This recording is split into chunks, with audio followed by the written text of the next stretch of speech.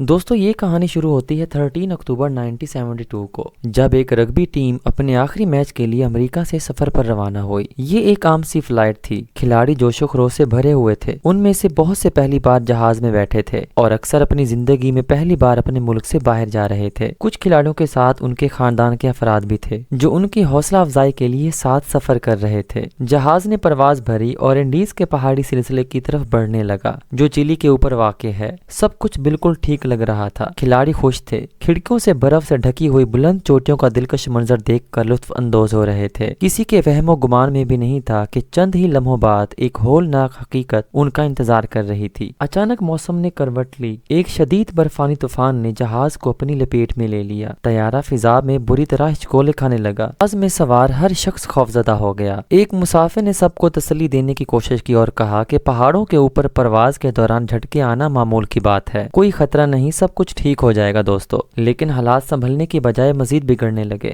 جہاز دائیں بائیں زور سے جھولنے لگا۔ کیبن کے اندر سامان اوپر سے گرنے لگا۔ ہر طرف چیخو پکار اور افراتفری مچ گئی۔ پائلٹس نے طیارے کو قابو میں رکھنے کی بھرپور کوشش کی مگر کنٹرول آہستہ آہستہ ان کے ہاتھوں سے نکلتا جا رہا تھا اور پھر اس سے پہلے کہ وہ کچھ کر پاتے کہ اچانک سامنے ایک بہت بڑا پہاڑ نمودار ہوا۔ اگلے ہی لمحے طیارہ پہاڑ سے ٹکرا گیا اور دو حصوں میں ٹوٹ گیا۔ یہ صرف ایک حادثہ نہیں تھا، یہ ایک ایسی آزمائش کی شروعات تھی جس نے انسان کی برداشت، حوصلے اور زندہ رہنے کی خواہش کی آخری حدوں کو چھو لیا۔ جہاز کے پچھلے حصے کے ساتھ ایک کھلاڑی زور سے اچھل کر برف میں جا گرا اور ہمیشہ کے لیے نظروں سے اوجھل ہو گیا۔ جہاز کا اگلا حصہ تیزی سے پھسلتا ہوا ایک بڑے برفانی تودے سے جا ٹکرایا۔ اتنی شدید تھی کہ سیٹیں آپس میں چکنا چور ہو گئیں اور کئی لوگ موقع پر ہی جان سے ہاتھ دھو بیٹھے۔ جو لوگ اس حادثے میں زندہ بچ گئے تھے انہوں نے ہمت سے کام لیا اور دوسروں کی مدد کرنے کے لیے کھڑے ہو گئے۔ کچھ افراد تیزی سے کاکپٹ کی طرف بڑھے تاکہ پائلٹس کی مدد کر سکیں مگر بدقسمتی سے دونوں پائلٹس پہلے ہی جاں بھاگ ہو چکے تھے۔ منظر دل دہلا دینے والا تھا۔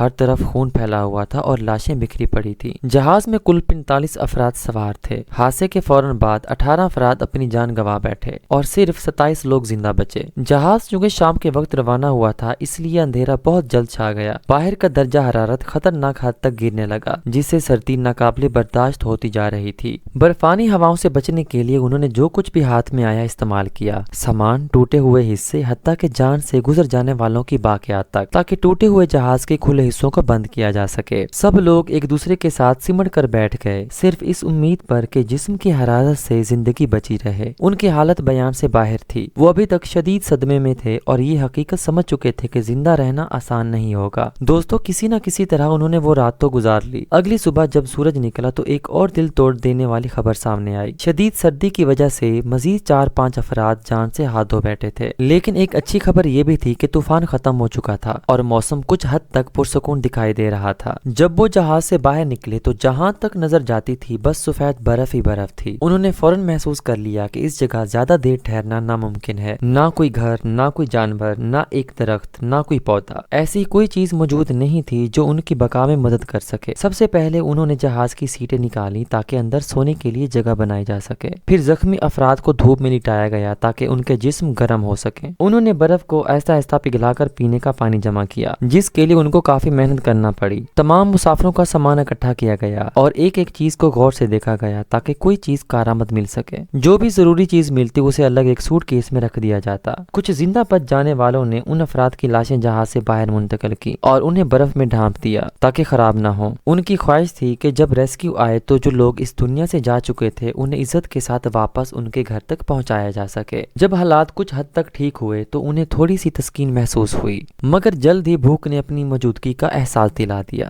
بچ جانے والے کھانے کو نہایت احتیاط سے تقسیم کیا گیا۔ کھانے کی مقدار بہت کم تھی مگر وہی تھوڑا سا کھانا ان کی زندگی کا سہارا بن گیا۔ سب کو یہ بات اچھی طرح سمجھ آ چکی تھی کہ جو تھوڑا سا کھانا ان کے پاس موجود ہے وہ تب تک چلانا ہوگا جب تک کوئی مدد نہ پہنچے۔ ان کا یقین تھا کہ حکومت کو اس حادثے کی اطلاع مل چکی ہوگی اور ریسکیو ٹیمیں راستے میں ہوں گی۔ اسی امید کے سہارے وہ سب اکٹھے انتظار کرنے لگے۔ دوستو جہاں پہ جہاز گرا تھا وہ دراصل ایک گہری وادی تھی جس کے چاروں طرف بلند و بالا پہاڑ تھے۔ اس جگہ سے زندہ نکلنا تقریباً ناممکن دکھائی دے رہا تھا۔ اسی دوران سب آپس میں بات کر رہے تھے کہ اچانک ایک جہاز ان کے اوپر سے گزرا۔ یہ دیکھتے ہی سب لوگ زور زور سے چیخنے لگے، ہاتھ ہلانے لگے تاکہ کسی طرح ان کی آواز پہنچ سکے۔ مگر تیز ہواؤں میں ان کی چیخیں گم ہو گئیں۔ جہاز اتنی بلندی پر تھا کہ وہ انہیں دیکھ ہی نہیں سکا اور چند لمحوں میں نظروں سے اوجھل ہو گیا۔ چند گھنٹوں بعد ایک بار پھر رات چھا گئی۔ انہوں نے مزید کپڑے پہن لیے اور جہاز کے اندر چھپ گئے۔ سامان رکھ کر ہر سوراخ کو بند کیا گیا تاکہ برفانی ہوا اندر نہ آ سکے۔ کسی نہ کسی طرح وہ ایک اور رات بھی گزارنے میں کامیاب ہو گئے۔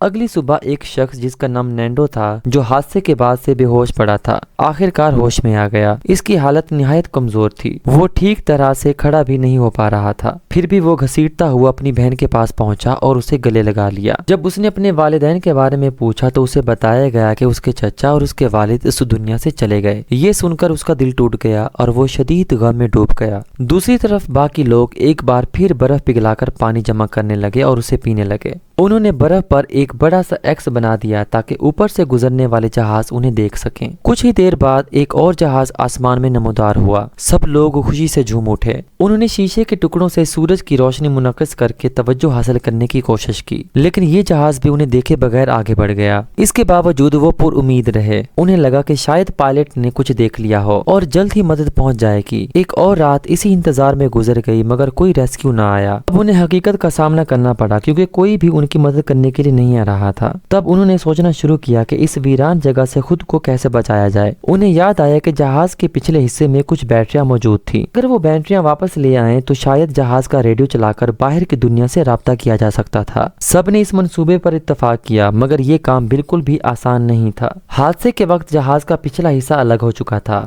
اور کسی کو معلوم نہیں تھا کہ وہ کہاں جا گرا ہے۔ پھر بھی انہوں نے تلاش کرنے کا فیصلہ جاری رکھا۔ آنکھوں کو تیز برف سے بچانے کے لیے انہوں نے چمڑے اور شیشے کے ٹکڑوں سے خود ساختہ چشمے بنائے۔ 4 افراد بیٹریاں لانے کے لیے نکلے مگر کچھ دور جانے کے بعد جب انہوں نے پیچھے مڑ کر دیکھا تو انہیں اپنا جہاز کہیں نظر نہیں آیا۔ چاروں طرف بس سفید برف ہی برف تھی جس میں جہاز تقریباً غائب ہو چکا تھا۔ اب انہیں احساس ہوا کہ شاید یہی وجہ ہے کہ اب تک کوئی ریسکیو ٹیم انہیں دیکھ نہیں سکی۔ انہوں نے آگے بڑھنے کی کوشش کی مگر نیچے جمی ہوئی برف خطرناک انداز میں ہلنے لگی۔ خوف کے مارے انہوں نے واپس لوٹنے کا فیصلہ کیا۔ اسی طرح 6 دن گزر گئے اور ایک ہفتے کے اندر اندر جہاز میں موجود سارا کھانا ختم ہو چکا تھا اور ہر طرف برف ہی برف نظر آ رہی تھی۔ انہیں وہاں پر کوئی ایسی چیز نظر نہیں آ رہی تھی جو ان کی زندگی کا مقصد بن سکے۔ اب انہیں زندہ رہنے کے لیے ایک انتہائی مشکل فیصلہ کرنا تھا۔ جب کھانے کو کچھ نہ بچا تو وہ پتھروں سے چپکے ہوئے جمے ہوئے گوشت کے ٹکڑوں کو چبانے پر مجبور ہو گئے۔ ذائقہ ناقابل برداشت تھا مگر وہ صرف زندہ رہنے کے لیے اسے کھا رہے تھے۔ نینڈو نے صاف الفاظ میں کہا کہ اگر زندہ رہنے کے لیے ان لوگوں کی لاشوں سے غذا لینا پڑے جو پہلے ہی دنیا سے جا چکے ہیں تو وہ اس کے لیے بھی تیار ہے۔ یہ وہ لمحہ تھا جہاں انسانیت، بقا اور اخلاق کے درمیان ایک خوفناک جنگ شروع ہو چکی تھی۔ اس کی بات سن کر سب پر سکتہ طاری ہو گیا۔ زندہ پا جانے والوں کے درمیان ایک شدید بحث شروع ہو گئی۔ کچھ کا کہنا تھا کہ ایسی حرکت کرنے سے بہتر ہے کہ اس دنیا سے رخصت ہو جایا جائے، جبکہ دوسروں کا موقف تھا کہ زندہ رہنا سب سے زیادہ اہم ہے اور جو لوگ اس دنیا سے جا چکے ہیں وہ بھی یہی چاہتے ہیں کہ باقی لوگ زندہ بچ جائیں۔ بھوک کو دبانے کے لیے انہوں نے اپنے پیٹ پر پتھر رکھ لیے۔ دن گزرتے گئے مگر بھوک کم ہونے کی بجائے اور شدت اختیار کرتی چلی گئی۔ انہوں نے جوتوں کے تسمے تک چبا ڈالے، حتیٰ کہ سگریٹ بھی کھائے مگر کوئی فائدہ نہ ہوا۔ کئی دن مناسب غذا کے بغیر گزرنے کے بعد ان کے ذہن مفلوج ہونے لگے۔ جسم اتنے کمزور ہو چکے تھے کہ ہلنا جلنا بھی ممکن نہیں لگ رہا تھا۔ زندہ رہنا ناممکن سا محسوس ہونے لگا۔ اسی دوران نینڈو کی کمزور بہن مزید برداشت نہ کر سکی اور بھوک کے باعث اپنی جان سے ہاتھ دھو بیٹھی۔ نینڈو اپنے والد، اپنے چچا اور اپنی بہن تینوں کو کھو چکا تھا۔ کسی نہ کسی طرح 9 دن گزر گئے مگر بھوک اس حد تک پہنچ چکی تھی کہ سانس لینا بھی تکلیف دہ ہو گیا تھا۔ وہ موت سے صرف 1 قدم کے فاصلے پر تھے۔ اب ان کے پاس کوئی اور راستہ باقی نہیں بچا تھا۔ زندہ رہنے کے لیے انہوں نے یہ فیصلہ کر لیا کہ جو لوگ اس دنیا سے جا چکے ہیں ان کے جسموں سے غذا حاصل کی جائے۔ سب سے پہلے 4 افراد جہاز سے باہر نکلے اور چھوٹے چھوٹے ٹکڑے کاٹنے لگے۔ جب باقی لوگوں نے انہیں کھاتے دیکھا تو کچھ نے اپنا فیصلہ بدل لیا اور بقا کی خاطر ان کے ساتھ شامل ہو گئے۔ تاہم 5 افراد ایسے تھے جنہوں نے صاف انکار کر دیا اور کہا کہ وہ کسی انسان کو کھانے کے بجائے مر جانا بہتر سمجھتے ہیں۔ اگلے دن زندہ بچ جانے والوں نے لاشوں کو احتیاط سے ایک جگہ منتقل کیا اور چھوٹے حصے تیار کرنے لگے تاکہ دوسروں کو وہ دل دہلا دینے والا منظر نہ دیکھنا پڑے۔ اسی دوران ایک لڑکے نیوما کو برف کے نیچے دبا ہوا ایک سوٹ کیس ملا۔ جب وہ سوٹ کیس کو کھولا گیا تو اس کے اندر ایک ریڈیو موجود تھا۔ انہوں نے ریڈیو آن کیا مگر کوئی سگنل نہیں آ رہا تھا۔ پھر انہوں نے عارضی طور پر ایک اینٹینا بنایا اور آخر کار ایک خبروں کا پروگرام سننے میں کامیاب ہو گئے۔ اس نشریات میں بتایا جا رہا تھا کہ حکومت نے انہیں تلاش کرنے کے لیے کئی ریسکیو آپریشنز شروع کیے تھے۔ تقریباً 66 طیارے ان کی تلاش میں بھیجے گئے تھے، لیکن کسی بھی زندہ انسان کا کوئی سراغ نہ ملا، تو حکام نے باضابطہ طور پر انہیں مردہ قرار دے دیا اور سرچ آپریشنز بند کر دیے گئے۔ یہ خبر سن کر سب کے دل ٹوٹ گئے، ان کی آخری امید بھی ختم ہو گئی تھی۔ زندگی پر جو معمولی سا یقین باقی رہ گیا تھا وہ بھی بکھر گیا۔ آخر کار ان 5 میں سے 4 افراد جنہوں نے پہلے انکار کیا تھا، انہوں نے بھی زندہ رہنے کے لیے وہی فیصلہ قبول کر لیا۔ اب انہیں بالکل سمجھ آ چکا تھا کہ کوئی بھی ریسکیو آپریشن ان کے لیے نہیں آنے والا۔ اگر وہ زندہ رہنا چاہتے ہیں تو انہیں خود ہی اپنی مدد کرنی ہوگی۔ اگر وہ زندہ رہنا چاہتے ہیں تو انہیں خود ہی کچھ کرنا ہوگا اور اس ویران جگہ سے بچ نکلنا ہوگا۔ 3 زندہ بچ جانے والے افراد نے دوبارہ جہاز کے پچھلے حصے کی تلاش کا فیصلہ کیا تاکہ بیٹریاں حاصل کی جا سکیں۔ بیٹریاں حاصل کر کے وہ ریڈیو کو چلا کر باہر کی دنیا سے رابطہ کرنا چاہتے تھے تاکہ لوگ جان سکیں کہ وہ ابھی زندہ ہیں۔ یہ تینوں دوبارہ اپنے سفر پر نکلے۔ گھنٹوں چلنے کے بعد انہوں نے برف پر پھیلے ہوئے جہاز کے ٹوٹے ہوئے ٹکڑے دیکھے۔ اسی دوران انہیں وہ کھلاڑی بھی مل گیا جو حادثے کے وقت الگ ہو گیا تھا۔ انہوں نے اس کی لاش کو عزت سے دفن کیا اور آگے بڑھتے رہے، یہ یقین رکھتے ہوئے کہ پچھلا حصہ قریب ہی کہیں ہوگا۔ سرد پہاڑوں میں گھنٹوں کی چڑھائی کے بعد وہ انتہائی تھک گئے تھے۔ برفانی ہواؤں کی شدت کی وجہ سے سانس لینا بھی مشکل ہو گیا تھا۔ جب رات ہوئی تو انہوں نے ایک بڑے پتھر کے نیچے پناہ لے کر آرام کرنے کا فیصلہ کیا۔ صبح جب وہ ہوش میں آئے تو خود کو برف کے نیچے دبا ہوا پایا۔ ان کے جسم شدید سردی کی وجہ سے جم چکے تھے۔ ایک کے آنکھوں کے ارد گرد برف جم گئی تھی جس کی وجہ سے دیکھنا مشکل ہو گیا تھا۔ باقی 2 افراد بامشکل کھڑے ہو سکے۔ انہیں آگے تلاش جاری رکھنے کی طاقت نہیں رہی، لہٰذا وہ ایک دھاتی شیٹ پر بیٹھ کر پہاڑ سے سلائیڈ کرتے ہوئے واپس جہاز پہنچ گئے۔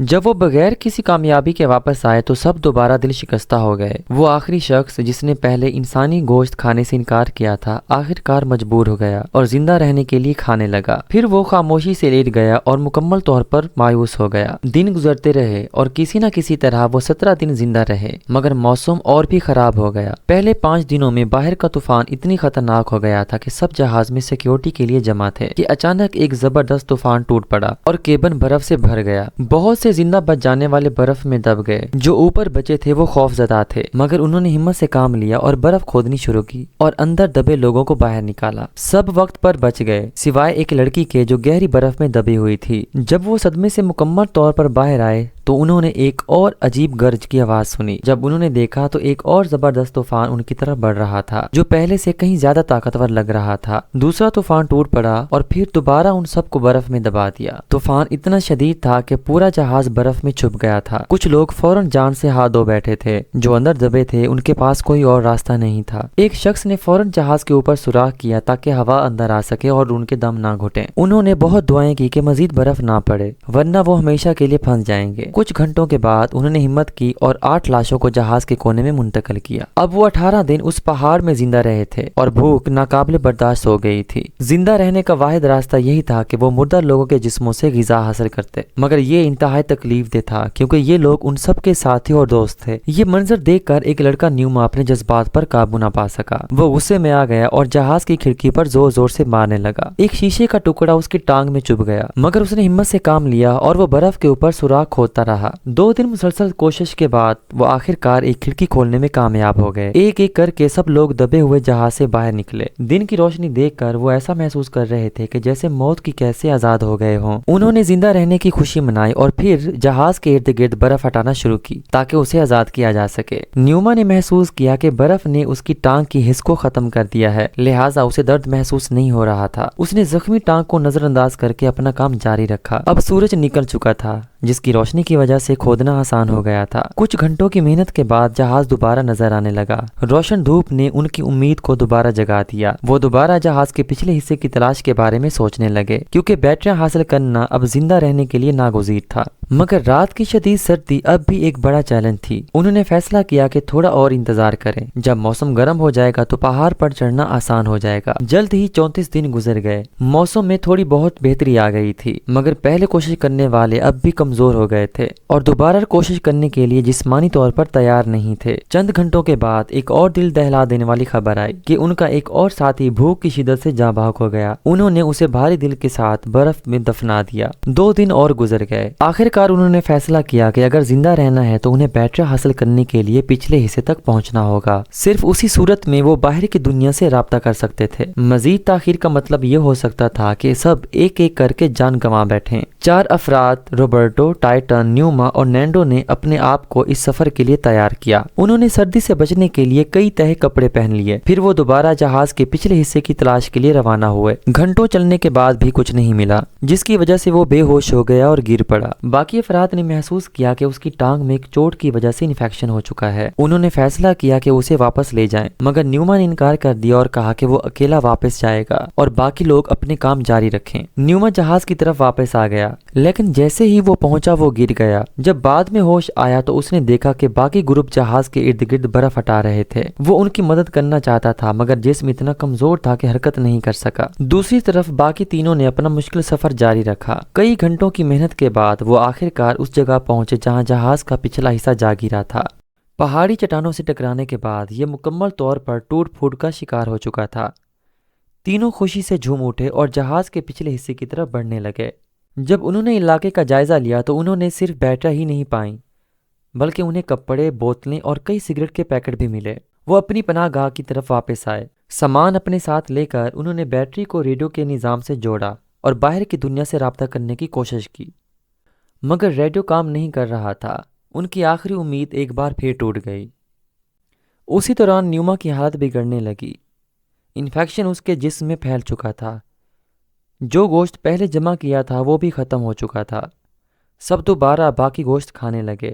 न्यूमा खुद खाना और पानी बंद कर दिया ताकि दूसरों के लिए ज़िंदा बचा रहे, क्योंकि वो जानता था कि अब वो ज़िंदा नहीं रह पाएगा। ग्रुप के कुछ अफराद दोबारा पिछले हिस्से की तलाश पर गए। उम्मीद थी कि कुछ मददगार चीज़ मिल जाए। इस बार किस्मत ने साथ दिया। उन्हें एक और वाटर प्रूफ सेट मिला, जिसे उन्होंने सिलाई करके एक स्लीपिंग बैग बना लिया। जल्द ही उन्हें एक ब्रॉडकास्ट सुनाई दिया जिसमें कहा गया था कि हादसे के 58 दिन बाद हुकूमत एक आखिरी रेस्क्यू मिशन भेजेगी। इस पैगाम ने उनके अंदर एक उम्मीद पैदा कर दी। कुछ ने तजवीज़ दी कि वो यहाँ रहें और उनका इंतज़ार करें, जबकि दूसरों ने कहा कि अगर वो छुपे रहेंगे तो रेस्क्यू टीमें उन्हें शायद कभी ना देख सकें। इसलिए कुछ अफराद को रास्ता जारी रखना होगा और मदद तलब करनी होगी। उस रात न्यूमा की हालत इंतहाई ख़राब हो गई थी। वो अपनी आखिरी सांसें ले रहा था। दुनिया से रुखसत होने से पहले उसने सबसे कहा, जब मैं चला जाऊंगा तो मेरी लाश आपकी ज़िंदगी बचाने में मदद करेगी। ये अल्फाज सबके दिलों में हौसला पैदा कर गए। उन्होंने उसका एक लिखा हुआ ख़त भी पाया। ख़त में न्यूमा ने लिखा था कि वो बहुत खुश था क्योंकि वो दोस्तों के दरमियान था और उसे बेहतर रुखसती की तमन्ना न थी। ख़त पढ़कर ग्रुप में एक नई हिम्मत जागी। 3 अफराद दोबारा रेस्क्यू की तलाश के लिए रवाना हुए। उन्होंने एक स्लीपिंग बैग और काफ़ी खाना साथ लिया। इस बार वो अज़म के साथ पहाड़ पार करने निकले। उन्होंने लगातार चढ़ाई की, उम्मीद कभी नहीं छोड़ी। जब रात हुई तो वो स्लीपिंग बैग में आराम करने लगे। अगली सुबह दोबारा रवाना हुए और आखिरकार चोटी तक पहुंचे, मगर सामने के मंजर ने उनके हौसले को तोड़ दिया। सामने बेशुमार पहाड़ लामतनाही नजर आ रहे थे, जिसका मतलब था कि सफ़र अभी तवील था। उन्होंने वापस जाने पर गौर किया क्योंकि 3 अफराद के लिए खाना नाकाफ़ी था। टाइटन ने अपना हिस्सा बाकी 2 को दे दिया और ख़ुद वापस जाने का फ़ैसला किया ताकि वो आसानी से आगे बढ़ सकें। सफ़र इंतहाई मुश्किल था, मगर वो रुकने के लिए तैयार नहीं थे। 10 दिन मुसलसल चलने के बाद उनके अज़्म ने आखिरकार रंग लाया। वो एक इलाके में पहुंचे जहां बर्फ़ पहले से बहुत कम थी। उन्होंने एक साफ बहती हुई नदी देखी और वहां रुके और काफ़ी पानी पिया। अचानक कुछ नाकाबिल यकीन होने वाला हुआ। उन्होंने दरिया के पार घोड़े पर एक सवार शख्स को देखा। शुरू में वो अपनी आंखों पर यकीन नहीं कर सके। उन्हें लगा कि शायद ये ख्वाब या कोई फरेब हो, मगर चंद लम्हों में वो जान गए कि ये एक हकीकी इंसान है। वो बहुत खुश हुए। उन्होंने पूरी ताकत के साथ मदद के लिए चीखा, मगर तेज बहते पानी की आवाज़ में इंसान की आवाज़ें नहीं सुनाई दे रही थीं। इसलिए उसने उनकी तरफ एक कागज़ और पेंसिल फेंकी। उन्होंने इस पर सब कुछ लिख दिया जो इनके साथ गुजरा था। उनका पैगाम पढ़ने के बाद वो शख्स फौरन हुकाम के पास गया। हुकाम हैरान रह गए जब उन्हें मालूम हुआ कि कुछ मुसाफिर जिन्हें 2 माह से लापता समझा जा रहा था अभी तक जिंदा हैं। हुकूमत ने फौरी तौर पर रेस्क्यू मिशन शुरू कर दिया। उस शख्स ने रोबर्टो और नैंडो को अपने घर ले गया और उन्हें तवील अरसे के बाद एक मुनासिब खाना खिलाया। ये खबर शहर में आग की तरह फैल गई। सहाफ़ी और लोग हर जगह जमा हो गए ताकि कहानी सुन सकें। बर्फ़ पोश पहाड़ों में बाकी ग्रुप ने यह खबर अपने रेडियो पर सुनी। उनके दिल खुशी से झूम उठे। उन्होंने खुद को साफ किया और रवाना होने की तैयारी की। कुछ ही देर बाद रेस्क्यू टीम रोबर्टो और नैंडो के साथ पहुंची। हादसे के 72 लंबे दिनों के बाद वो आखिरकार महफूज हो गए।